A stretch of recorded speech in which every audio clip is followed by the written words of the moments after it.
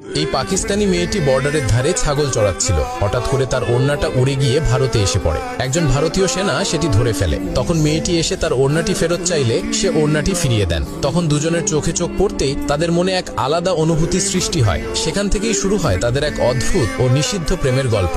সে শুধু তার কথাই ভাবতে থাকে আর কল্পনায় শুধু তাকেই দেখতে পায়। পরদিন সকালে তার কাছে একটি চিঠি এসে পৌঁছায়। সেখানে মেয়েটি একটা জায়গার ঠিকানা দিয়ে লিখেছিল, এখানে এসো, আমি তোমার জন্য অপেক্ষা করছি। তখন সেখানে গেলে মেয়েটি তার হাতের একটি ট্যাটু দেখায় যেখানে তার নাম লেখা ছিল। তারপর সে আরেকটি চিঠি দিয়ে চলে যায়। সেখানে লেখা ছিল, আমি তোমাকে ছাড়া বাঁচতে পারবো না। পরদিন সে সাধারণ পোশাকে সীমান্ত পেরিয়ে মেয়েটির বাড়িতে চলে যায়। তখন মেয়েটির মা তাকে সালাম দিলে সে নমস্কার করেন। তখন মেয়েটির মা রেগে গিয়ে বলেন, আমার মেয়ে নিশ্চয়ই তোমাকে এতদিনে আমাদের ধর্ম আর দেশের রীতিনীতি বুঝিয়েছে। তখন সে বলে, হ্যাঁ, কিন্তু আমি আপনার মেয়েকে ভালোবাসি ঠিকই, তবে দেশের প্রতি ভালোবাসা তার থেকেও বেশি।